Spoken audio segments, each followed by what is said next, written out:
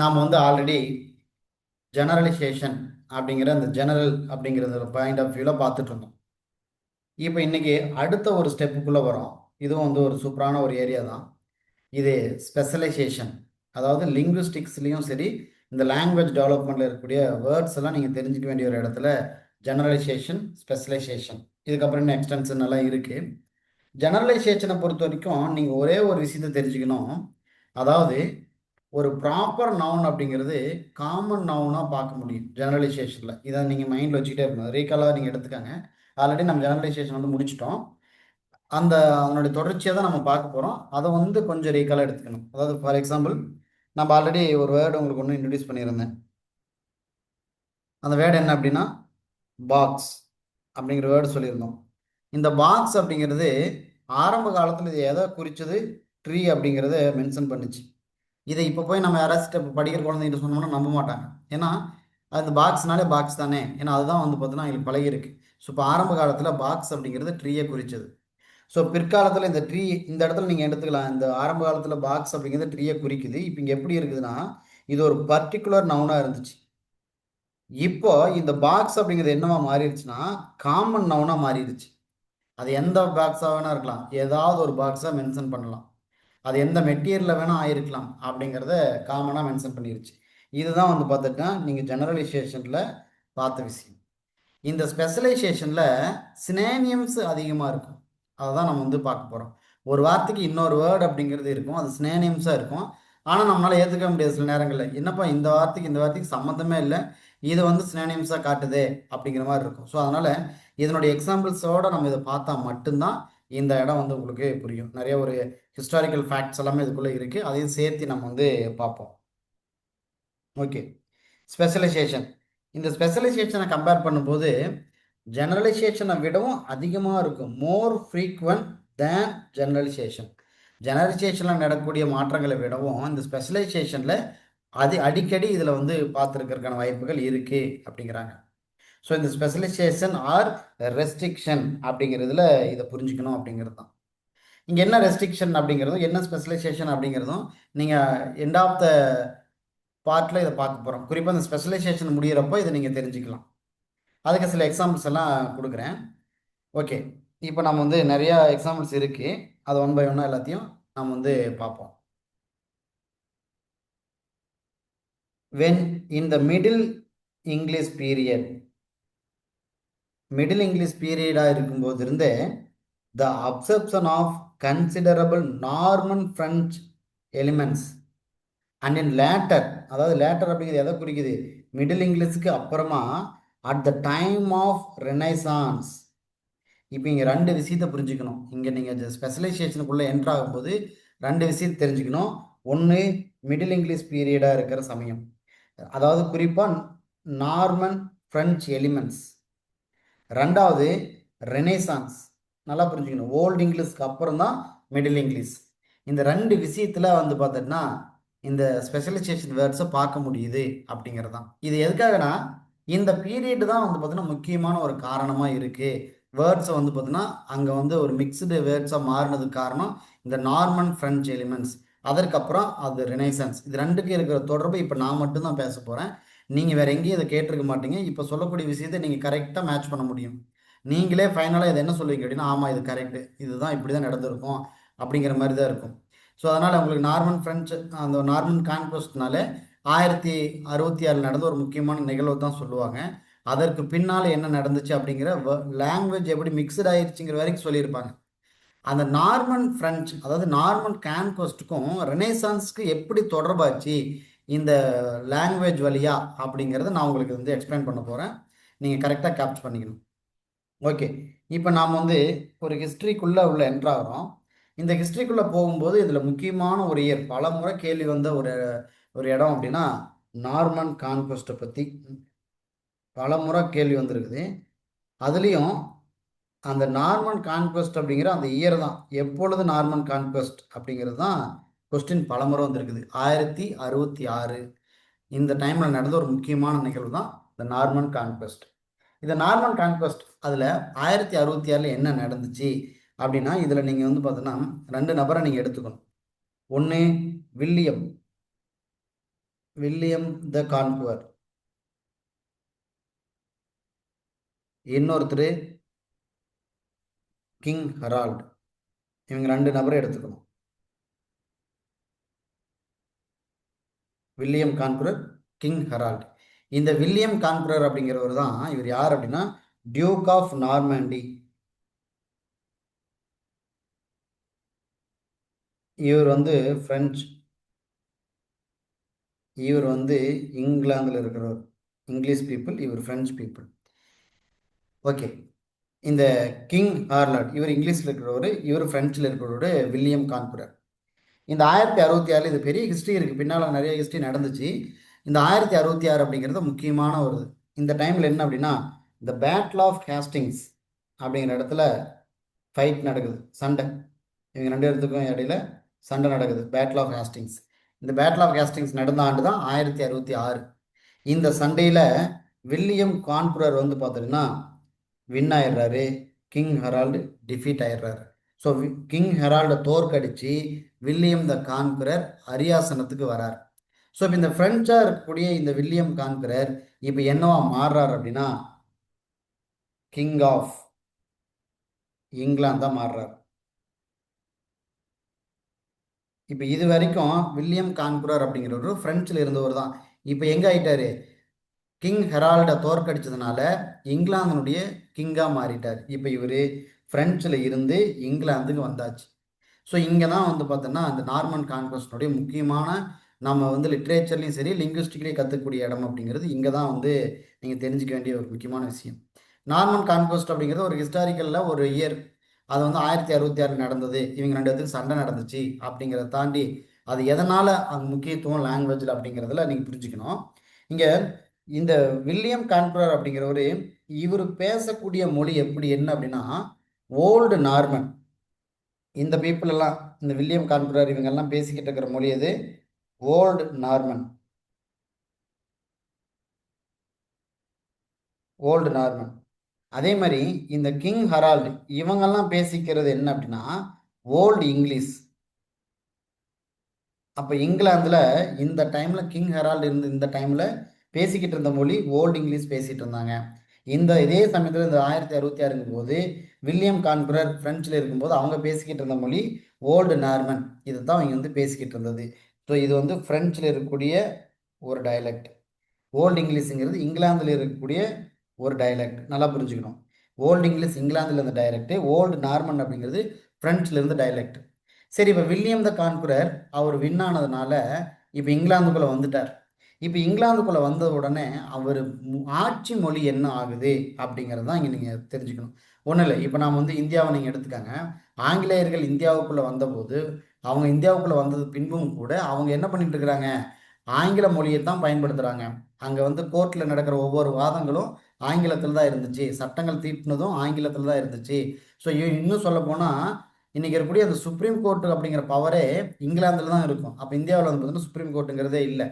அப்போ ஏதாவது இங்கே தீர்க்க முடியாத கேஸஸாக மாறிடுச்சு அப்படின்னா இந்தியாவில் அந்த கேஸை தீர்க்கறதுக்கு எங்கே போகணும் அப்படின்னா இங்கிலாந்துக்கு தான் போகணும். அங்கே தான் வந்து அந்த பவர் அப்படிங்கிறது இருந்துச்சு. அப்போ அப்படியே அந்த மொழியும் சரி ஆட்சி அதிகாரமும் சரி ஆங்கிலேயர்களுடைய கட்டுப்பாட்டில் தான் இருக்குது. இப்போ அதே மாதிரி தான் வில்லியம் கான்குரர் இங்கிலாந்துக்குள்ளே வந்ததுக்கப்புறம் அவர் பேசுவதற்கான மொழி எல்லாமே அந்த ஓல்டு நார்மனை தான் பேசிகிட்டு இருக்கிறார். ஸோ இப்போ வந்து பார்த்தோன்னா இங்கே என்ன நடக்குது அப்படின்னா இப்போ இங்கிலாந்துக்குள்ளே 2 விதமான மக்களை பார்க்க முடியும். இப்போ இங்கிலாந்துக்குள்ளே 2 விதமான மக்கள். ஒருத்தர் யார் அப்படின்னா ஆட்சி செஞ்சிட்டு இருக்கக்கூடிய நார்மன் பீப்புள், அதாவது பிரெஞ்சு பீப்புள். அவங்க வந்து நார்மன் அரிஸ்டோக்ரசி. இவங்க பேசக்கூடியது என்ன? Old Norman. இப்போ இந்த காமன் பீப்புள் இந்த இங்கிலாந்தில் இருக்காங்க இல்லையா, அவங்க என்ன மொழி பேசிட்டு இருக்கிறாங்க? Old English. இப்போ இதுதான் நடந்துட்டு இருக்குது இந்த டைமில். ஆட்சிக்கு வந்தாச்சு, ஆட்சிக்கு வந்ததுக்கப்புறம் இதுதான் நடந்துட்டு இருக்குது. அப்போ காமன் பீப்புளுக்கு ஓல்டு நார்மன் மொழி தெரியாது. அவங்களுக்கு தெரிஞ்சது எல்லாமே தன்னுடைய ஆரிஜினாக இருக்கக்கூடிய ஓல்டு இங்கிலீஷ் தான் தெரியும். அதே மாதிரி இந்த நார்மன் அரிஸ்டோக்ரஸியாக இருக்கக்கூடிய பிரெஞ்சு பீப்புளுக்கு ஓல்டு இங்கிலீஷ் தெரியாது, ஓல்டு நார்மன் தான் தெரியும். ஸோ இப்படி தான் வந்து பார்த்தோன்னா அவங்கவுங்க ஒரு ஆட்சி மொழியை பயன்படுத்திட்டு இருக்கிறாங்க. காமன் பீப்புள் எல்லாம் ஓல்டு இங்கிலீஷ் பேசிக்கிறாங்க, அதே பிரெஞ்சிலேருந்து வந்தவங்க எல்லாருமே ஓல்டு நார்மன் பேசிகிட்டு இருக்காங்க. இப்படி தான் வந்து பார்த்தீங்கன்னா போயிட்டுருக்கு. போயிட்டு இருக்கும்போது இந்த ஓல்டு நார்மன் பேசுறது எங்க அப்படின்னா காமன் பீப்புள்கிட்ட கொண்டு வந்து இந்த மொழி பேசினா புரியாது, அவங்களுக்கு தெரியவே தெரியாது. அப்போ இங்கே என்னவா நடந்துச்சு அப்படின்னா இங்கே தான் வந்து பார்த்தீங்கன்னா ஆட்சி அதிகாரத்தில் ஒரு மாற்றத்தில் முக்கியமாக பயன்படுத்திக்கிட்டது என்ன அப்படின்னா இவங்க எல்லாருமே அரிஸ்டோக்ரஸி, அப்பர் கிளாஸ், பணக்காரங்க இவங்க எல்லாருமே. ஸோ இவங்க என்ன பண்ணுறாங்க, இந்த மொழி எல்லாத்தையும் தங்களுடைய நாட்டு சட்டத்திற்கு உட்பட்டது போல, ஃப்ரெஞ்சுக்கு தகுந்தது போல இங்கே ஆட்சி செய்யும் போது இந்த ஓல்டு நார்மலை எங்கெல்லாம் பயன்படுத்துகிறாங்க அப்படின்னா லாவில் பயன்படுத்துகிறாங்க, கவர்மெண்ட் ஆட்சி செய்யறதுக்காக பயன்படுத்துகிறாங்க, கோர்ட் மொழி அரசவையில் பேசுறதுக்கான மொழியாகவும் இந்த நார்மன் அரிஸ்டோக்ரஸி தான் இருக்குது. இன்னும் இல்லை, இப்போவுமே கூட வந்து பார்த்தீங்கன்னா இன்றைக்கி வந்து சுப்ரீம் கோர்ட்டில் வந்து பார்த்தோன்னா அங்கே வாதாடும் போது வந்து பார்த்தோன்னா ஆங்கிலத்தில் தான் வாதாடுறாங்க. அப்போ அங்கே தான் காமன் லாங்குவேஜ். அதே மாதிரி தான் இங்கே கோர்ட்டாக இருக்கட்டும், கவர்மெண்ட்டாக இருக்கட்டும், லாவாக இருக்கட்டும், இங்கே எல்லா இடங்கள்லையும் பேசிக்கிற முடியாது எதுனா ஓல்டு நார்மன். அதை தாண்டி காமன் பீப்புள் எல்லாருமே ஓல்டு இங்கிலீஷ் பேசிக்கிறாங்க. இப்படி தான் வந்து பார்த்தோன்னா அப்போ அங்கே நடந்துட்டு இருக்குது. கிட்டத்தட்ட 200 ஆண்டுகளுக்கு மேலே போயிட்டு இருக்குது. 200 ஆண்டுகளாக இந்த வழக்கம் இருந்துகிட்டே இருக்குது. அப்போ 200 ஆண்டுகள் இந்த வழக்கம் இருக்கும்போது அப்போ அந்த ஓல்டு நார்மன் எந்த அளவுக்கு உள்ளுக்குள்ளே ஊடுருவிக்கலாம் அப்படிங்கிறத நீங்கள் புரிஞ்சிக்க முடியும். அதுக்கு ஒரு எக்ஸாம்பிளாக நாம் வந்து இந்தியாவை நீங்கள் எடுத்துக்காங்கன்னா இப்போ இந்தியாவை வந்து பார்த்தீங்கன்னா சென்னை, பாம்பே, கல்கத்தா இவங்க இந்த இடத்துல எல்லாம் ஆங்கிலேயர்கள் வந்து குடியேற்றம் பண்ணி கிழக்கு இந்த ஈஸ்ட் இந்தியா கம்பெனி வந்து ரன் பண்ணிட்டு இருந்தாங்க. அவங்க இருந்த அந்த காலத்தில் என்ன ஆகுது அப்படின்னா அந்த ஆங்கில மொழி அப்படிங்கிறது நம்ம மக்கள்கிட்ட கலங்கிருச்சு. அப்போ நம்ம மக்கள் இன்றைக்கி வந்து பார்த்தீங்கன்னா இந்தியாவில் இருக்கக்கூடிய மொழி பேசக்கூடிய நபர்களில் கிட்டத்தட்ட ஒரு 20-25 கோடிக்கு மேலே ஆங்கிலம் பேசக்கூடிய நபர்கள் இருக்காங்க. ஈவன் இங்கிலாந்தை கம்பேர் பண்ணும்போது இந்தியாவில் தான் அதிகமான நபர் பேசிகிட்டு இருக்காங்க. காரணம் என்னென்னா அவங்க வந்து ஆட்சி மொழியாக இருந்ததுனால ஆட்சி அதிகாரத்தை புரிஞ்சுக்கிறதுக்காகவே நம்ம மக்கள் ஆங்கிலத்தை பயன்படுத்த ஆரம்பிச்சுக்கிட்டாங்க, தெரிஞ்சுக்கிட்டாங்க, அவங்க கிட்ட கம்யூனிகேட் பண்ணிக்கிட்டாங்க. சரி, ஓகே. அதே மாதிரி தான் இப்போ கிட்டத்தட்ட 200 ஆண்டுகளுக்கு மேலே அங்கே என்ன ஆகிட்டு இருக்குது அப்படின்னா அந்த ஃப்ரெஞ்ச் வெக்காபுலரி வந்து பார்த்தோன்னா இங்கிலீஷ்குள்ளே என்டர் ஆகிட்டு இருக்குது. எந்தெந்த வகையில் லாவில், கவர்மெண்ட், ஆரிஜின், சரி, ரிலிஜன், அட்மினிஸ்ட்ரேஷன், மிலிட்ரி, இப்படி பல்வேறு கோணத்தில் வந்து பார்த்தோன்னா இந்த ஃப்ரெஞ்ச் வெக்காபுலரி அப்படிங்கிறது இப்போ இங்கிலீஷ்குள்ளே வந்துருச்சு. சரி, ஓகே. இங்கே இதோட நீங்கள் இந்த விஷயம் முடியல. இங்கே என்ன நடக்குது அப்படின்னா இங்கிலீஷ்குள்ளே வந்துருச்சு. கிட்டத்தட்ட 1066ன்னு சொன்னால் இந்த பீரியடு இப்போ கிட்டத்தட்ட வந்து பார்த்தோன்னா இன்னும் ஒரு 200 ஆண்டுகளுக்கு மேலே சேரும்போது இப்போ சாசர்னுடைய பீரியடு ஆரம்பிக்கிற சமயம் 1300க்கு அப்புறமெல்லாம் சாசர்னுடைய பீரியட் வந்துருச்சு. இப்போ சாசர்னுடைய பீரியட் வந்ததுக்கு பின்னால் என்ன நடக்குது அப்படின்னா அந்த பீரியட்லேருந்து தான் நம்ம வந்து ரெனேசான்ஸுக்குள்ளே என்ட்ரு ஆகிறோம். இப்போ இந்த ரெனேசான்ஸ் அப்படிங்கிறது அங்கே இருந்த முக்கியமான ஒரு காலம். அதில் ரெனேசான்ஸ் பீரியடில் இங்கிலாந்தில் அதில் முக்கியமான ஒரு விஷயம் என்ன அப்படின்னா அங்கே நடைபெற்ற ஒரு ஸ்பெஷலான ஒரு ஈவெண்ட் அப்படின்னா ஈவெண்ட்னு சொல்லக்கூடியது ஒரு கண்டுபிடிப்பு அப்படின்னா பிரிண்டிங் ப்ரெஸ். இங்கிலாந்துக்குள்ளே பிரிண்டிங் ப்ரெஸ் வருது. ஸோ அப்போ என்ன ஆகுது அப்படிங்கிறது அந்த பிரிண்டிங் ப்ரெஸ்லேருந்து நம்ம தெரிஞ்சுக்கணும். சரி, ஓகே. இங்கே இன்னும் விஷயம் முடியல. இப்போ இந்த இடத்துல வந்து பார்த்தோன்னா ஓல்டு நார்மன் அப்படிங்கிறது லாலையும், கவர்மெண்ட்லேயும், கோர்ட்லேயும், ரிலீஜன்லேயும், அட்மினிஸ்ட்ரேஷன், மிலிட்ரின்னு சொல்லி பல்வேறு இடங்களில் பயன்பட்டதுனால இங்கிலாந்துக்குள்ளே அது ஊடுருவிருச்சு.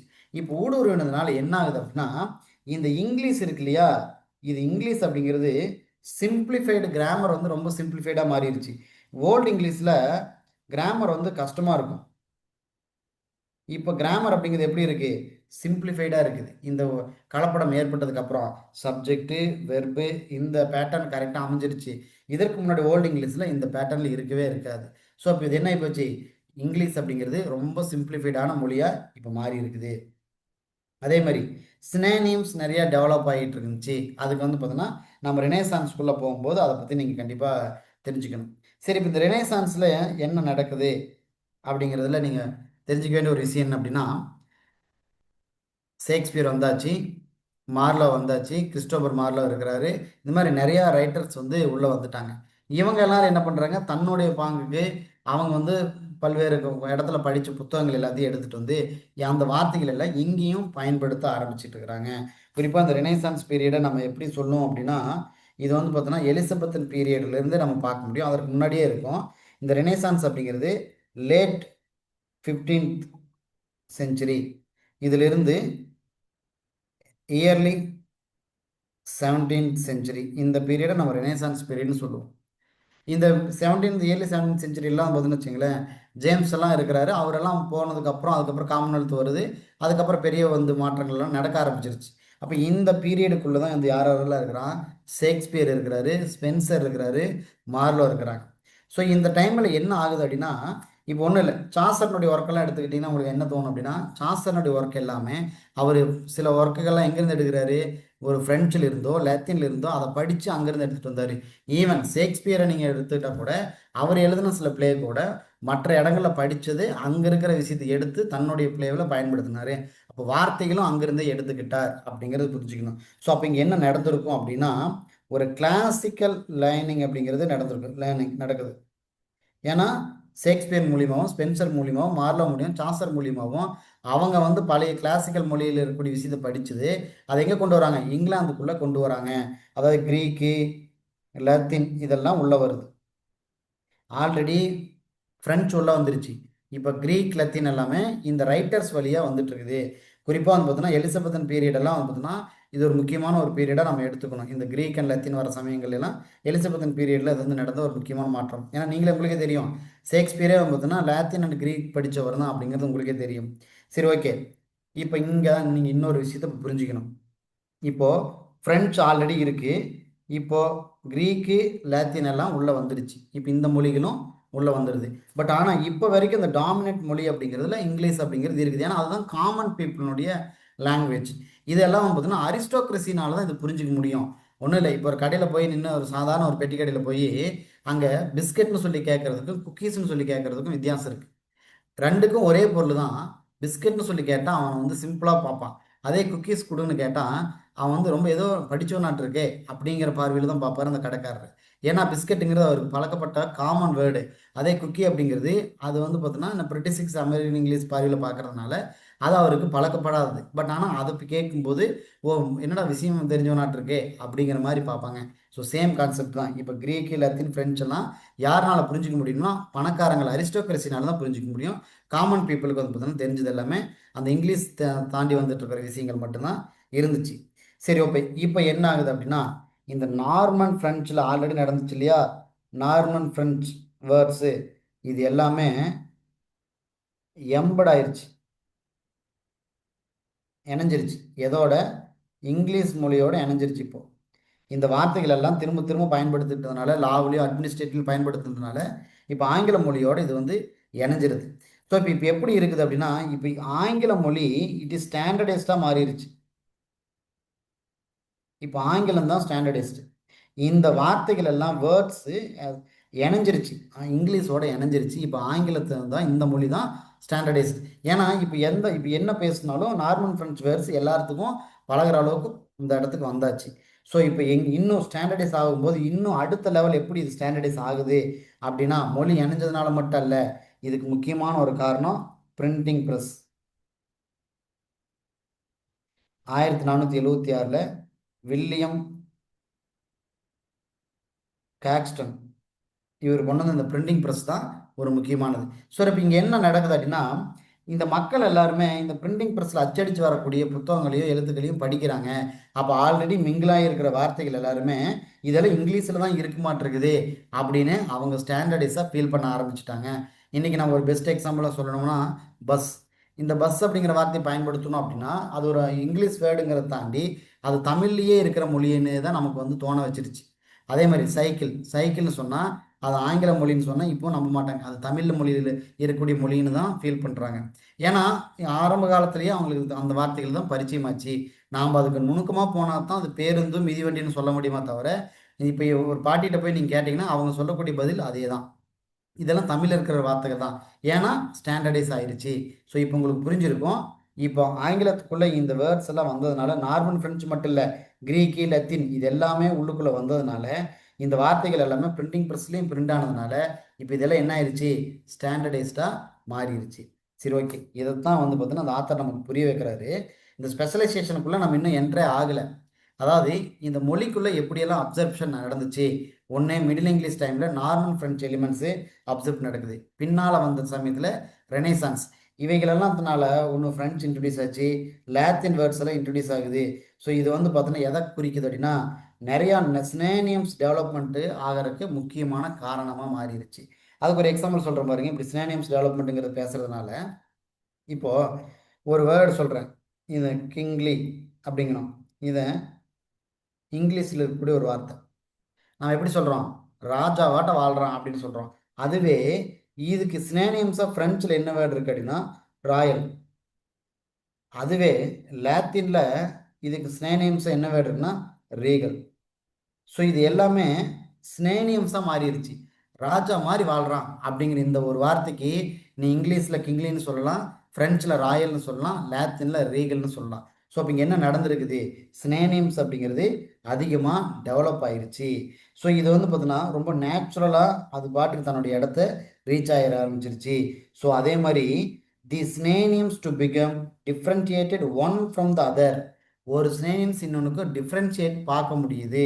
சினேனியம்ஸ் அப்படின்னா மீனிங் ஒன்று தான், அந்த வேர்ட்ஸை பார்க்கும்போது டிஃப்ரெண்ட்டாக தெரியுது. இப்போ வந்து பாருங்கள், இங்கே கிங்குன்னு இருக்குது, இங்கே ராயல்னு இருக்குது. ஸோ இது ரெண்டுக்குமே வந்து பார்த்தோன்னா மீனிங் ஒன்று தான், சினேனியம் தான், ஆனால் டிஃப்ரென்ஷியேட்டாக இருக்குது. ஸோ இதுதான் வந்து பார்த்தோன்னா நடந்துகிட்டு இருக்குது இந்த டைமில். அப்போ இங்கே என்ன புரிஞ்சுக்கணும், சினேனியம்ஸ் அதிகரிச்சிருச்சு. ஸோ சினேனியம்ஸ் அதிகரித்ததுனால ஒரு ஸ்பெஷலைட் அப்ளிகேஷன் அப்படிங்கிறது எல்லா இடத்துலையும் பார்க்க முடிச்சுது. சரி, ஓகே. இப்போ நாம் வந்து பார்த்தோன்னா ஸ்பெஷலைசேஷனை புரிஞ்சுக்கிறதுக்காக இப்போ நம்ம என்ன பண்ணலாம்னா சில எக்ஸாம்பிள் சொல்கிறேன். அதை நீங்கள் பார்த்தீங்க அப்படின்னா உங்களுக்கு வந்து கொஞ்சம் ஈஸியாக இன்னும் கொஞ்சம் புரிஞ்சிக்க முடியும். ஓகே, இங்கேருந்து நீங்கள் ரொம்ப கேர்ஃபுல். இப்போ நான் இதற்கு முன்னால் பேசுனது நார்மன் கான்கோஸ்ட்டை பொறுத்த வரைக்கும் உங்களுக்கு புரிதலுக்காக தான் பேசியிருக்கேன். அதை நீங்கள் புரிதலோட வச்சுக்கணும். இப்போ எக்ஸாம் பாயிண்ட் ஆஃப் வியூவில் வரக்கூடிய வார்த்தைகளை இந்த இடத்துல நான் பேச போகிறேன். ரொம்ப கேர்ஃபுல்லாக நோட் பண்ணிக்கணும். இங்கிருந்து கேள்விகள் வருவதற்கான வாய்ப்புகள் அதிகம். ஜெனரலைசேஷன்ல இருந்து ஒரு கேள்வி வரும். கேரக்டரிஸ்டிக்ஸ் ஆஃப் ஜெனரலைசேஷன் அப்படிங்கிறதுலேருந்து பார்க்க முடியும். ஸ்பெஷலைசேஷன்ல இருந்தும் கேள்விகள் வரும். ஸோ இது எல்லாத்தையும் நீங்கள் புரிஞ்சுக்கிட்டா கண்டிப்பாக உங்களுக்கு ஒரு கொஸ்டின் இருக்க போகுது.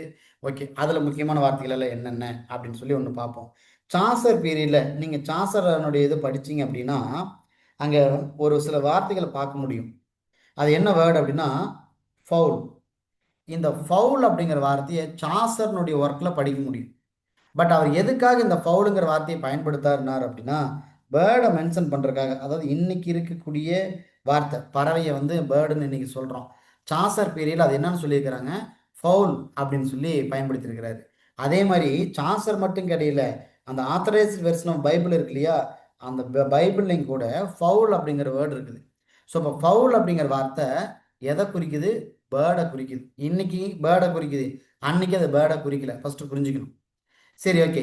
இது இந்த ஃபவுல் அப்படிங்கிற வார்த்தை எப்படி வருது அப்படின்னா இது ஆங்கிலோ சாக்சனில் ஃபூகல் அப்படின்னு இருக்குது.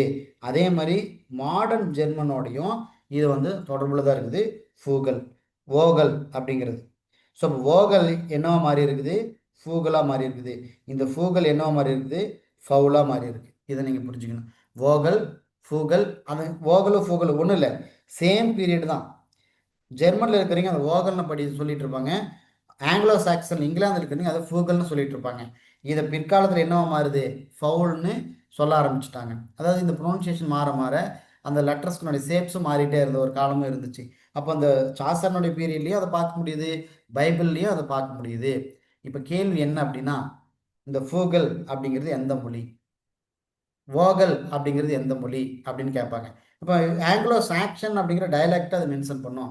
சரி, இதை பேர்டோட தொடர்படுத்துவாங்க. கேள்வி அதுதான் இருக்கும். இந்த ஃபவுல் அப்படிங்கிறது as per the idea of சாசனுடைய பீரியடில் ஃபவுல் அப்படின்னு இருக்கிறது இன்னைக்கு என்ன மீனிங் குறிக்குது அப்படிங்கிற மாதிரி கேள்வி வரும். சரி, ஓகே. நான் ஒரு விஷயத்தை புரிய வச்சுட்டேன். ஃபவுல் அப்படிங்கிறது சாசர் பீரியட்லையும் சரி, இந்த பைபிளில் இருந்த சமயத்திலும் சரி இருந்த ஒரு வார்த்தை. அதனுடைய மீனிங் என்னன்னா அது எதை குறிச்சதுன்னா பேர்டை குறிச்சது. ஓகே, சரி. இந்த பேர்டு அப்படிங்கிறது எப்படி இவங்களுக்கு வந்துச்சு அப்படிங்கிறது நம்ம தெரிஞ்சுக்கணும் இல்லையா. இன்னைக்கு பேர்டுன்னு பயன்படுத்தணும். இது எப்படி வந்துச்சு அப்படின்னா the word bird are sometimes metathesised from brid. அதாவது ப்ரொனவுன்சியேஷனில் ஏற்பட்ட மாற்றம். அதாவது ஃபார்ம் பிரிட் அப்படிங்கிற ஃபார்ம்ல இருந்து பேர்டு அப்படிங்கிற ப்ரொனவுன்சியேஷனாக மாறிடுச்சு. பிரிட் அப்படிங்கிற ஃபார்ம்ல இருந்து பேர்டாக மாறிடுச்சு. இதை வந்து பார்த்தோன்னா மிடில் இங்கிலீஷில் இதை வந்து அது நல்லா அதுக்கான ஆணித்தரமாக இது வந்து செயல்பட ஆரம்பிச்சிருச்சு. ஓகே, அப்போ நமக்கு அந்த என்ன புரியுது அப்படின்னா இந்த வார்த்தைகள் அப்படிங்கிறது ஃபவுல் அப்படிங்கிறது பேர்டை குறிக்கிறது நீங்கள் தெரிஞ்சுக்கிட்டீங்க. இன்னும் நம்ம ஸ்பெஷலைசேஷனுக்கான உங்களுக்கு எக்ஸாக்ட் மீனிங் இன்னும் வரல. இது எப்படி நடக்குது அப்படின்னா அன்னைக்கு இருந்த அந்த வார்த்தை இன்னைக்கு இல்லாமல் ஸ்பெஷலாக மீனிங் கொடுத்துருச்சு. பேர்டுங்கிற ஒரு ஸ்பெஷலுக்குள்ளே வரதான் நீங்கள் உன்னால் பார்க்க முடியுது. ஆனால் இப்போ நீங்கள் எப்படி புரிஞ்சுக்கலாம், இன்னைக்கு இங்கே இருந்துட்டு பார்த்தீங்கன்னா வெரி சிம்பிள், கன்ஃபியூஸ் ஆயிடாதீங்க. ஃபவுல்னு சொன்னோம்னா அன்னைக்கு காமனான வேர்டு, பேர்டுன்னு சொன்னால் புதுசாக இருக்கும். இன்னைக்கு அப்படி இன்னைக்கு நினச்சி பாருங்க. இன்னைக்கு ஃபவுல்னு சொன்னால் எப்படி தெரியும், ரொம்ப ஸ்பெஷலாக இருக்கும். ஆனால் பேர்டுன்னு சொன்னால் ரொம்ப காமனாக இருக்கும். இதே கான்செப்ட் தான். ஸோ அப்போ இந்த ஃபவுல் அப்படிங்கிறது தான் இன்னைக்கு பேர்டாக மாறிடுச்சு. ஸோ அப்போ இந்த ஃபவுல் அப்படிங்கிறது ஸ்பெஷலைசேஷனுக்கான ஒரு எக்ஸாம்பிள். ஸோ இப்படி தான் ஸ்பெஷலைசேஷன் வேர்ட்ஸை நீங்கள் புரிஞ்சுக்கிறீங்க. அப்போ அந்த வார்த்தை இன்னைக்கு பார்த்தா எப்படி தெரியும், ஒரு ஸ்பெஷல் ஃபார்மாக இருக்குதுப்பா அப்படிங்கிற மாதிரி இருக்கு இல்லையா, அதே கான்செப்ட் தான். ஓகே, கன்டினியூ பண்ணிகிட்டே இருங்க. The bird came to be more general term while fowl took on the specialized meaning. அதாவது இந்த பேர்ட் அப்படிங்கிறது இன்னைக்கு நம்ம ஜெனரலைசேஷன் மீனிங்காக மாறிடுச்சு, ரொம்ப பொதுமைப்படுத்தப்பட்ட வார்த்தைகளாக மாறிடுச்சு. பட் ஆனால் இதற்கு முன்னால் ஸ்பெஷலைசேஷன் மீனிங் எதுவாக இருந்துச்சு, ஃபவுல் அப்படிங்கிறது தான். So the fowl took on the specialised meaning. ஃபவுல்னுடைய ஸ்பெஷலைஸ்டு மீனிங் என்ன, பேர்ட் அப்படிங்கிற மீனிங்க்கு வரும். அதே மாதிரி தான் டீர். இப்போ இந்த டீரை பார்த்து நீங்கள் பயப்பட மாட்டீங்க. எங்காவது ஒரு இடத்துல ஒன்றும் இல்லை, ஒரு பூங்காவுக்கு போகிறீங்க, ஒரு ஜூ பார்க்குக்கு போகிறீங்க, அங்கே டீர் இருக்குன்னு வச்சுக்கோங்களேன். அந்த டீரை பார்க்கும்போது நமக்கு வந்து பார்த்தோன்னா பெருசாக பயம் இருக்காது. ஆனால் அதே லைனை பார்த்தா பயம் இருக்கும். ஸோ இதே கான்செப்ட் தான் இப்போ இங்கே புரிஞ்சுக்கணும். இந்த டீர் அப்படிங்கிறது originally meant it wild animal. ரொம்ப பயமுறுத்துகிற மாதிரி ஒரு அனிமலை மீன் பண்ணுச்சு. ரொம்ப வைல்டான ஒரு அனிமல். எக்ஸாம்பிள் வந்து பார்த்தீங்கன்னா ஜெர்மன் வேர்டு டயர் அப்படிங்கிற அனிமலை மீன் பண்ணுச்சு. இப்போ அதற்கு பின்னால் வந்து இப்போ எப்படியே மாறிடுச்சு, டீர் அப்படிங்கிறது நமக்கு ரொம்ப சிம்பிளிஃபைடாக மாறிடுச்சு. So as late as 1481 Caxton employed it in the sense. Caxton கூட இதே சென்ஸில் தான் பயன்படுத்துகிறாரு. எதே சென்ஸில், வைல்டு அனிமல் சென்ஸில் தான் பயன்படுத்தினாரு இந்த டீர் அப்படிங்கிறத. பட் ஆனால் இப்போ now it refers to one particular species of animal. Animal இருக்கக்கூடிய ஒரு வகையாக இது மாறிடுச்சு. அப்போ ஆரம்பத்தில் வைல்டு அனிமலாக இருந்துச்சு, இது நம்ம கூட பழகிற அனிமலுக்கு சமமாக மாறிடுச்சு. சீக்கிரம் அதை வந்து நம்மளை வந்து அட்டாக் பண்ணாது அப்படிங்கிற மாதிரி. அதற்கு அடுத்ததாக இன்னொரு வேர்டுக்கு வரேன். கேள்வியெல்லாம் ரொம்ப சிம்பிளாக தான் இருக்கும். இப்போ ஃபவுல் அப்படிங்கிறது ஸ்பெஷலைசேஷனா அல்லது ஜெனரலைசேஷனா அப்படிங்கிற மாதிரி இருக்கும். அப்போ உங்களுக்கு ஃபவுலுங்கிற வார்த்தை பழக்கப்பட்டதுனால நீங்கள் ஸ்பெஷலைசேஷனாக கிளிக் பண்ணிட்டு போயிட்டே இருக்கலாம். அடுத்த வேர்டு வீடு. இந்த வீட்ஸ் அப்படின்னா கிளாத்தை வந்து மென்ஷன் பண்ணக்கூடியது தான் இந்த வீட்ஸ் அப்படிங்கிறது. ஆனால் இன்னைக்கு it preserved only in the phrase of widow's weed. இன்னைக்கு விடோஸ் வீட் அப்படிங்கிற அவன் ஒரு பர்டிகுலரான ஒரு கிளாத்தை மட்டும் மென்ஷன் பண்ண ஆரம்பிச்சிருச்சு. பட் இதை வந்து பார்த்தோன்னா கியூன் விக்டோரியா காலத்திலிருந்தே இது வந்து பார்த்தோன்னா இருந்திருக்கு. பட் ஆனால் இன்னொரு வேர்டு நீங்கள் தெரிஞ்சுக்கணும், ஸ்ரவுட். இந்த ஸ்ரவுட் அப்படிங்கிறது 1450 வரைக்கும் இது எதை மீன் பண்ணிக்கிட்டு இருக்குது அப்படின்னா ஒரு கார்மெண்ட்டை மீன் பண்ணுச்சு.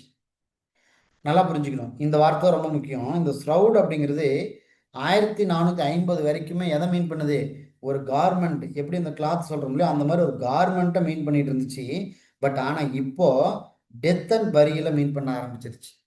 அப்போ ஸ்ரவுட் அப்படிங்கிறது கார்மெண்ட்டாக இருந்தது, இப்போ என்ன மாறிடுச்சு, டெத் அண்ட் பரியில் மீன் பண்ண ஆரம்பிச்சிருச்சு. அதே மாதிரி வெட். இந்த வெட் அப்படிங்கிறது ஆங்கிலோ சாக்ஷனில் இருந்த ஒரு நவுன். எதை சிக்னிஃபை பண்ணுது அப்படின்னா பிளெட்ஜ் ஆர் ப்ராமிஸை சிக்னிஃபை பண்ணுது. ஸோ இதே தான் இன்னைக்கு வெட்டிங்கில் கூட என்ன பண்ணுவாங்க, பிளெட்ஜ் ஒன்று எடுத்துக்குவாங்க இல்லையா, right. But this again has become specialised. So the pledge is exclusively a matrimonial one. இப்போ என்ன ஆகிப்போச்சு, இந்த பிளெட்ஜ் அப்படிங்கிறது ஒரு மேட்ரிமோனியல் இதாக மாறிடுச்சு. ஸோ அப்போ வந்து ஆரம்பத்தில் வெட் அப்படிங்கிறது வெட்டிங்கில் எடுத்துக்கிற பிளெட்ஜாக இருந்துச்சு.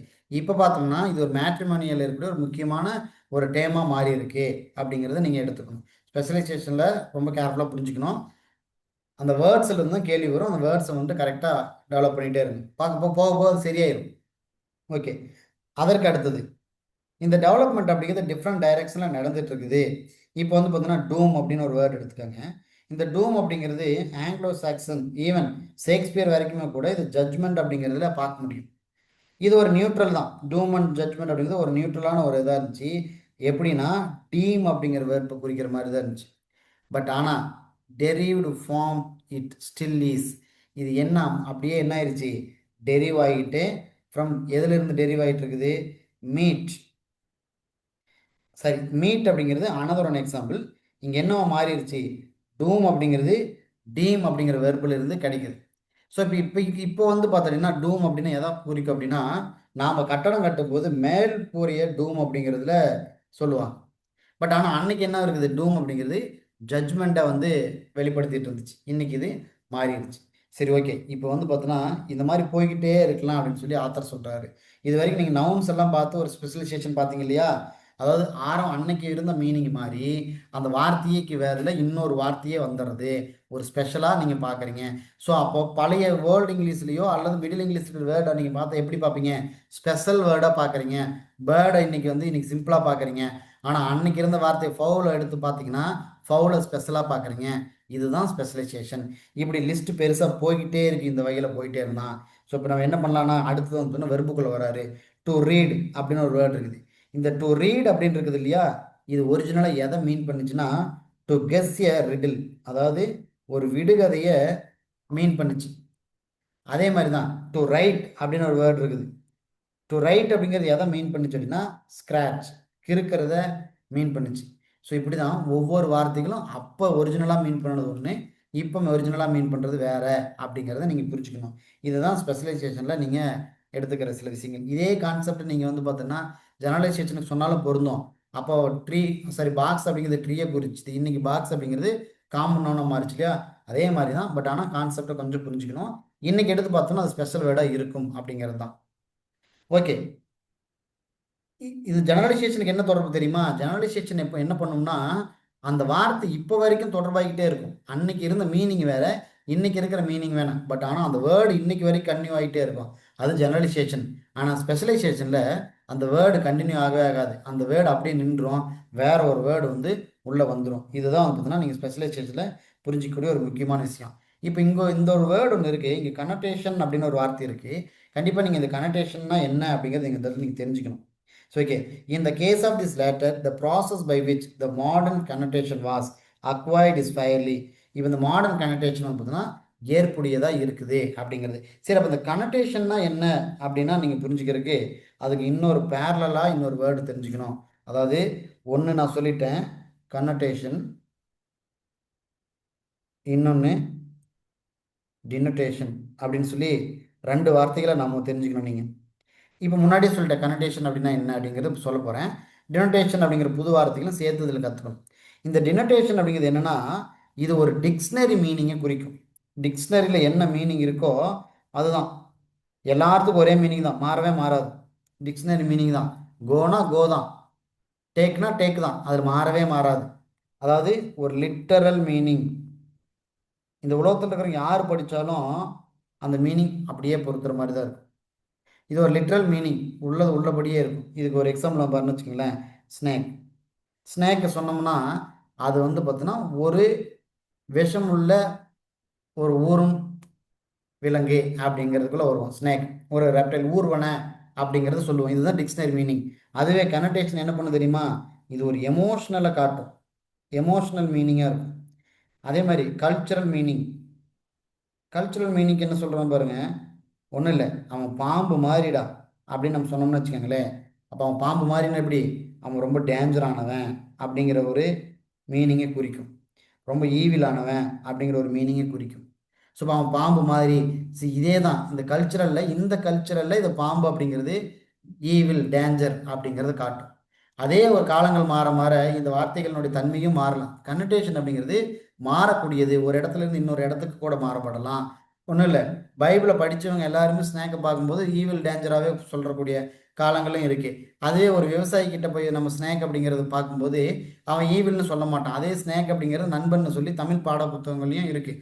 ஸோ அப்போ இதுலேருந்து என்ன தெரியுது அப்படின்னா, இது ஒரு கல்ச்சரல், அந்தந்த இடத்துக்கு தகுந்தாற் போல் அதனுடைய மீனிங்கை வெளிப்படுத்துறதுக்கான சூழ்நிலையில் இருக்கும். பட் ஆனால் அந்த டினோட்டேஷன் அப்படிங்கிறது எப்பொழுதுமே மாறாமல் இருக்கும். அது ஒரு டிக்ஷனரி மீனிங்.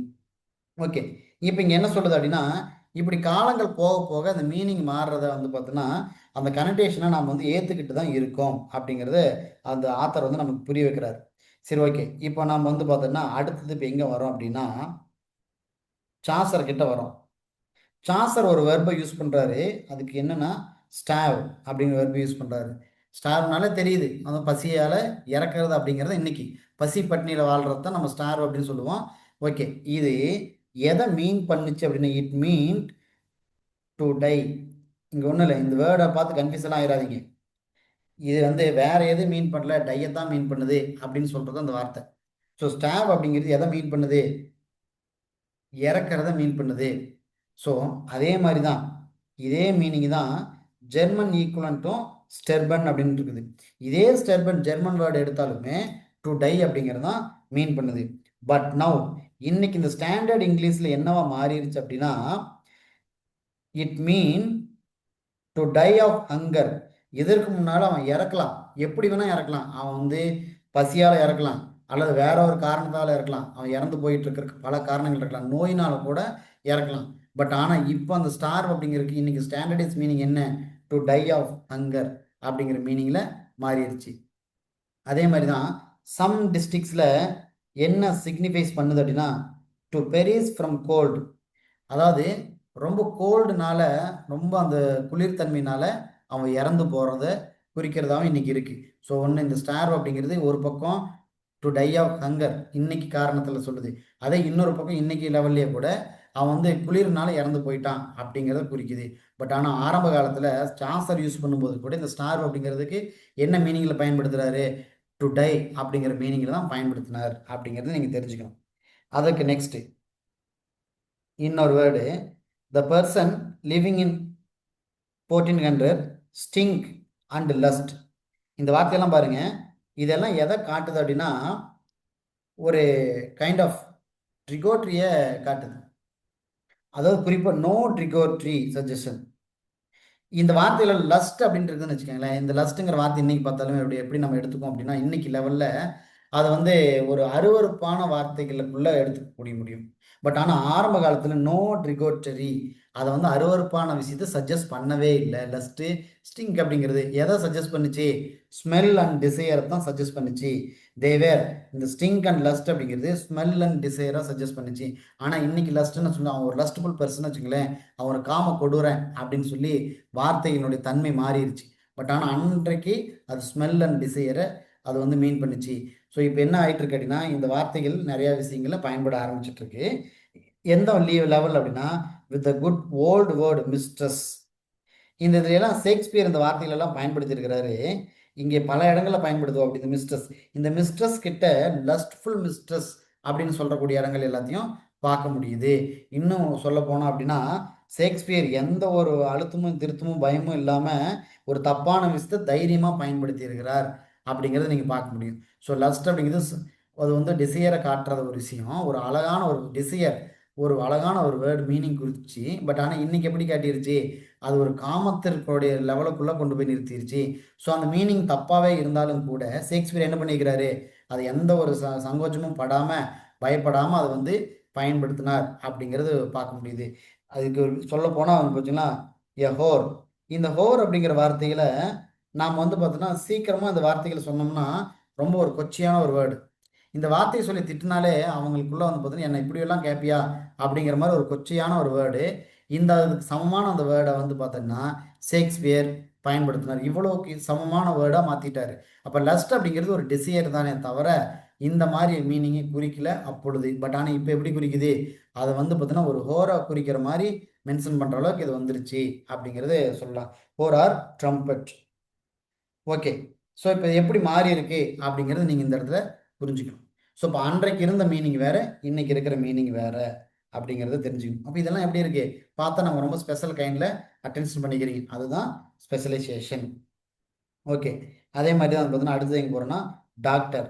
இப்போ வந்து டாக்டர் எடுத்துக்கிட்டோம்னா லிட்ரலி அது பார்த்தீங்கன்னா டீச்சர், அதாவது நல்லா கற்றறிந்த பெர்சன் அப்படிங்கிறது குறிச்சுது. பட் இன்னைக்கு டீச்சர் தனியாக பிரிஞ்சாச்சு, டாக்டர் தனியாக பிரிஞ்சாச்சு. அதே மாதிரி வாயேஜ் ஒரிஜினலாக அது என்னென்னா ஒரு கைண்ட் ஆஃப் ஜர்னியை குறிச்சுது. இன்னைக்கு வாயேஜ் தனியாக போயிடுச்சு, ஜர்னி அப்படிங்கிறது தனியாக போயிடுச்சு. அதே மாதிரி தான் ஸ்லே அண்ட் டாய், இந்த ரெண்டு வார்த்தை. இந்த the former is derived from the Anglo Saxon verb slagan. Slay அப்படிங்கிறது ஆங்கிலோ சாக்சன் வெர்பு ஸ்லாகன்லேருந்து வந்துச்சு. மீனிங் என்ன? To strike. ஸ்லே அப்படின்னா ஸ்ட்ரைக் அப்படிங்கிறதுல இருந்துச்சு. அதுக்கப்புறம் என்ன ஆச்சுன்னா ஸ்லெட்ஜ் அப்படிங்கிறதோட தொடர்பாயிருச்சு, அதாவது ஸ்லெட்ஜ் ஆஃப் ஹேமர். ஸோ இது வந்து ஸ்லெட்ஜுக்குள்ளே வர ஆரம்பிச்சிருச்சு. பட் இந்த மிடில் இங்கிலீஷில் வரும்போது இது என்ன ஆகுது அப்படின்னா to strike with fatal consequences. அப்போ அந்த ஸ்ட்ரைக் அப்படிங்கிறது அடிச்சு விடுறது அப்படிங்கிறது மாதிரி ஒரு ஃபேட்டல் கான்சிக்வன்ஸ், ஒரு கஷ்டகால ஒரு விஷயத்தில் அதை விட்டு ஸ்ட்ரைக் பண்ணி போகிறது அப்படிங்கிற இடத்துக்குள்ள சிக்னிஃபை பண்ணிருச்சு. இன்னும் ஒன்று சொன்னோம்னு வச்சுக்கோங்களேன், எப்படி இந்த ஸ்லெட்ஜ் ஹேமர் அப்படிங்கிறது ஒருத்தனை கொல்லு அப்படின்னு சொல்றது, சுத்தியால் அடிச்சு கொல்லு அப்படிங்கிற ஒரு மீனிங்கை பிரேஸில் வந்து குறிக்குது. இது வந்து பார்த்தீங்கன்னா ஒரு இடியம்ஸ்குள்ளே புரிஞ்சுக்கணும். அதே மாதிரி தான் ஸ்ட்ரைக் வித் ஃபேட்டல் கான்சிக்வன்சஸ். யார் ஒருத்தன் தவறு செய்கிறானோ அவனை வந்து பார்த்தீங்கன்னா ஸ்ட்ரைக் பண்ணு, அவனை அடி. இங்கே புரிஞ்சுக்கங்க. இப்போ இந்த இடத்துல ஸ்ட்ரைக் அப்படின்னா இப்போ எழுதுனதை அடிச்சு விடுறது, அதை நம்ம வந்து ஸ்ட்ரைக்னு சொல்லலாம். பட் ஆனால் இப்போ அந்த ஸ்ட்ரைக் என்ன மாறிடுச்சு, கொல்லு அப்படிங்கிற வார்த்தைக்குள்ளே வந்துருச்சு. ஸோ எப்படி இதில் மாறிடுச்சு, ஸ்லெட்ஜ் ஹேமராகவும் டு ஸ்ட்ரைக் வித் ஃபேட்டல் கான்சிக்வன்ஸாகவும் மாறிடுச்சு. அப்போ இந்த ஸ்ட்ரைக் என்ன மாறிடுச்சு, அவனை கொல்லு அப்படிங்கிறது. ஸோ இப்போ வந்து பார்த்தீங்கன்னா பின்னால் வந்து பார்த்தீங்கன்னா ஜெனரலைசேஷனாக மாறி அகைன் இது என்ன மாறிடுச்சு அப்படின்னா கில் அப்படிங்கிறதுல வந்துருச்சு. அதாவது அப்போ வந்து பார்த்தீங்கன்னா கில் பை எ ப்ளவ், இப்போ அவனை அடிச்சு கொள்ளு. இப்போ என்ன போச்சு, kill by any other method, அவனை எப்படி வேணா கொள்ளு அப்படிங்கிறது ஜெனரலைசேஷனில் வந்துருச்சு. ஸோ உங்களுக்கு இந்த வார்த்தைகளை இதுதான் புரிஞ்சுக்கணும். அப்போ ஸ்லாஜன் அப்படிங்கிறது ஒரு ஸ்ட்ரைக் அப்படிங்கிறத குறிச்சுது. பின்னால் என்ன மாறிடுச்சு, ஸ்லெட்ஜ் ஹேமர், அவனை கொல்லு அப்படிங்கிற மீனிங்கை குறிச்சிருச்சு. ஒரு கட்டத்தில் என்ன பண்ணுச்சு, ஜெனரலைசேஷன் டைமில் எப்படி ப்ளவுல மட்டும்தான் கொல்லணும், ஆனால் இப்போ என்ன போச்சு, எனி மெத்தட் மொத்தத்தில் கொல், அவனை வந்து கொன்று அப்படிங்கிற இடத்துக்குள்ள வந்துருச்சுங்கிறத நீங்கள் புரிஞ்சுக்கணும். ஓகே. அதே மாதிரி டாய், இந்த டாய் அப்படிங்கிற இந்த வார்த்தை எதை மீன் பண்ணுச்சுன்னா ஒரு குழந்தை விளையாடுறத மீன் பண்ணுது. ப்ரீவியஸ்லி, இப்போ நம்ம டாய் அப்படின்னா ஒரு குழந்தை விளையாடுற பொம்மையை சொல்கிறோம். Previously it was the term of for any kind of triviality or bauble, அதாவது ஒரு அருவருப்பான ஒரு விஷயத்தை காட்டுச்சு. இன்னைக்கு டாய் அப்படிங்கிறது குழந்தை விளையாடுற ஒரு பிளேயிங் ஈவெண்ட்டு. பட் ஆனால் ஆரம்ப காலத்தில் இது எப்படி இருக்கும், இது ரொம்ப அருவருப்பான ஒரு விஷயத்தை வெளிப்படுத்துகிற மாதிரி தான் இருந்துச்சு. அது வந்து பார்த்தீங்கன்னா 12th நைட்டில் இருக்கக்கூடிய ஒரு சீனை எடுத்து காட்டுறாரு. அதே மாதிரி ரேப் ஆஃப் த லாக்கில் கூட இதில் வந்து பார்த்தீங்கன்னா போப் வந்து யூஸ் பண்ணின வேர்டு எல்லாத்தையும் எடுத்து காட்டுறாரு.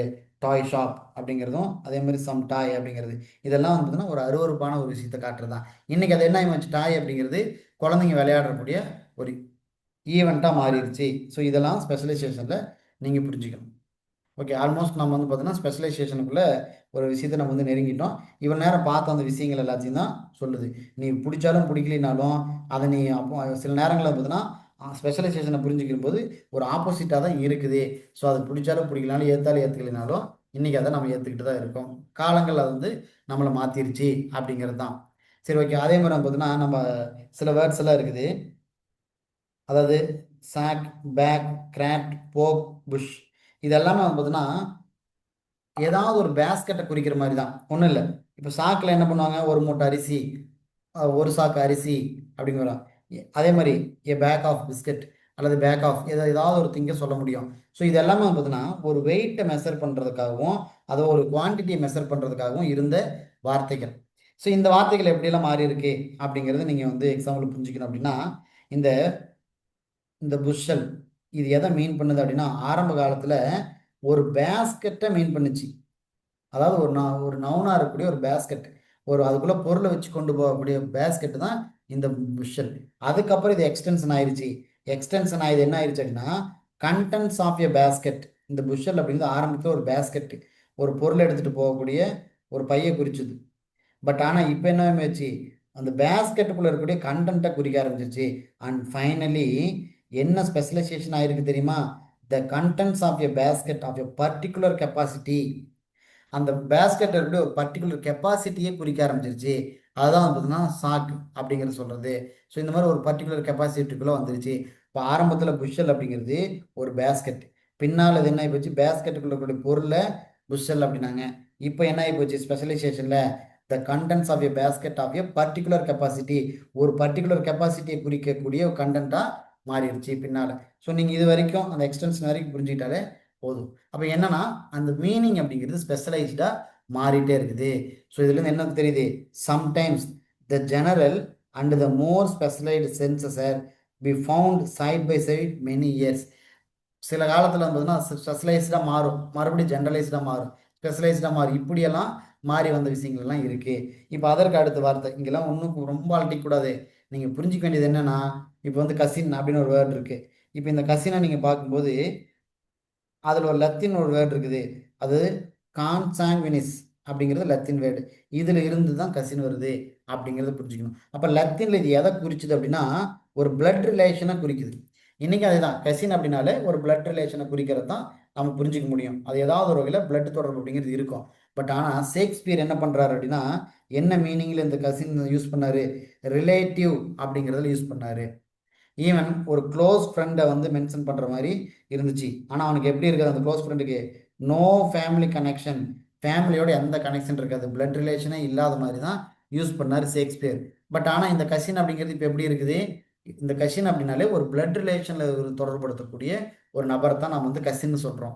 அதாவது சித்தப்பா பசங்களையோ பெரியப்பா பசங்களையோ கசின்னு சொல்கிறோம் இல்லையா. அப்போ பிளட் ரிலேஷன் அப்படிங்கிறது இருக்குது. ஆனால் ஷேக்ஸ்பியர் என்ன பண்ணார், அதை ரிலேட்டிவ் அப்படிங்கிற சென்ஸில் தான் பயன்படுத்தினாரு. ஸோ இது வந்து பார்த்தீங்கன்னா காலங்கள் மாற மாற அதுக்கப்புறம் தான் வந்து பார்த்தீங்கன்னா இந்த கசின் அப்படிங்கிறது பிளட் ரிலேஷனுக்குள்ள திரும்பி பேக் டு த பொசிஷனுக்கு வந்துச்சுங்கிறத நீங்கள் புரிஞ்சுக்கணும். ஏன்னா லத்தீன்லேயே அது பிளட் தான் குறிச்சது. இடையில ஷேக்ஸ்பியர் என்ன பண்ணிட்டாரு, அங்கே என்ன மாறுது, அங்கே ஜெனரலைசேஷனாக ஒரு இடத்துக்கு போகுது, மறுபடியும் ஸ்பெஷலைசேஷனுக்குள்ளே வருது. அப்போ மாறி மாறி வந்துட்டு இருக்கிற விஷயத்த வெளிப்படுத்துறாரு.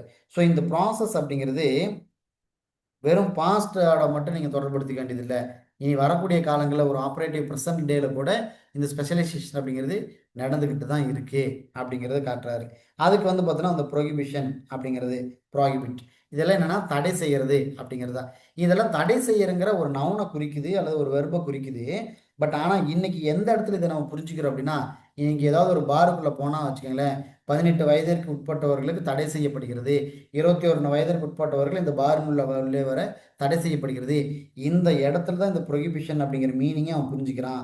பட் ஆனால் ஒரிஜினலாக இது ப்ரொஹிபிட் அப்படிங்கிறது தடை செய்யப்பட்டதுன்னு சொல்லி வரக்கூடிய அந்த மீனிங்கை எடுத்துக்கிறதே இல்லை. இப்போ என்ன எடுத்துக்கிறான், ஒரு லிகர் இடத்துக்கு போனால் அங்கே வந்து நீ லிகர் குடிக்கிறது உன்னை வந்து தடை செய்யப்படுகிறது அப்படிங்கிற இடத்துல மட்டும்தான் அவனுக்கு தெரியுதா தவிர, அதை மட்டும்தான் அவன் புரிஞ்சுக்கிறானே தவிர, அதற்கு முன்னால் இதுவே ப்ரொஹிபிஷன் அப்படிங்கிற வேர்டு தான் இருந்துச்சு. அப்போவும் ஒரு விஷயத்தை தடுக்கிறதுங்கிற மீனிங் தான் குறிச்சுது. For act of forbidding or prohibiting something தான் குறிச்சுது. பட் ஆனால் அப்போ இருந்த மீனிங்கை அவன் வந்து விட்டுட்டான். இப்போ இந்த மீனிங்கை மட்டும்தான் பயன்படுத்திக்கிட்டு இருக்கிறான், இந்த வேர்டு இங்கே மட்டும் தான் பயன்படுத்துகிறான் அப்படிங்கிறத வந்து வெளிப்படுத்துகிறாரு. ஸோ அப்போ இந்த ஸ்பெஷலைசேஷன் அப்படிங்கிறது ஒரு நேரோவிங் டவுனில் இருக்கும். இதுதான் வந்து பார்த்தீங்கன்னா கேரக்டரிஸ்டிக்ஸ் ஆஃப் ஸ்பெஷலைசேஷனில் புரிஞ்சுக்கணும். அது என்ன ஆகும், ஒரு ஜென்ரலில் இருந்து ஒரு நேரோவாக மாறி இருக்கும். ஒரு பொதுவான ஒரு விஷயத்திலிருந்து ஒரு சின்ன ஒரு விஷயத்தை நோக்கி பயணிச்சிருக்கும்.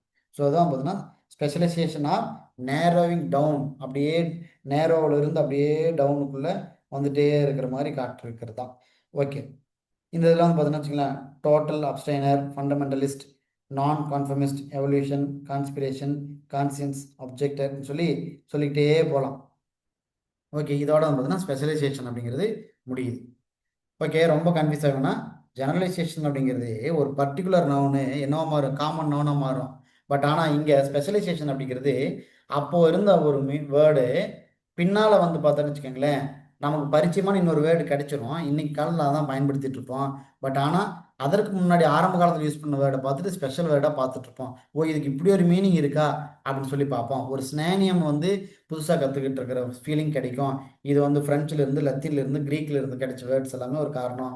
அதுக்கப்புறம் பார்த்தீங்கன்னா அதனுடைய ஸ்னேனியம்ஸுங்கிற வேர்ட்ஸு நிறைய டெவலப் ஆகிருக்கு அப்படிங்கிறதெல்லாம் எடுத்துக்கலாம். ஓகே, இதுதான் வந்து ஸ்பெஷலைசேஷனில் நம்ம எல்லாத்தையும் நீங்கள் போக போக போக இது என்ன ஆயிரும் அப்படின்னா நமக்கு ஈஸியாக பழக்கமாயிரும். இதை வச்சுக்கிட்டு தான் நீங்கள் வந்து பார்த்தீங்கன்னா எக்ஸாம்பிள் எழுத போகிறீங்க. ஸோ ஒன்று கான்செப்ட் அண்டர்ஸ்டாண்ட் பண்ணிக்கணும் இந்த யூனிட் பொறுத்த வரைக்கும். ரெண்டாவது பகுதி என்ன அப்படின்னா கான்செப்டை தாண்டி நீங்கள் தெரிஞ்சிக்க வேண்டியது இதில் இருக்கக்கூடிய வேர்ட்ஸ், இது எந்த ஆரிஜின், எங்கே மீனிங் கொடுத்துச்சு அப்படிங்கிறத பார்த்து வச்சுக்கிட்டாலே போதும். உங்களுக்கு வந்து பார்த்தோன்னா இதுலேருந்து வரக்கூடிய மார்க்ஸு கண்டிப்பாக வந்துடும்.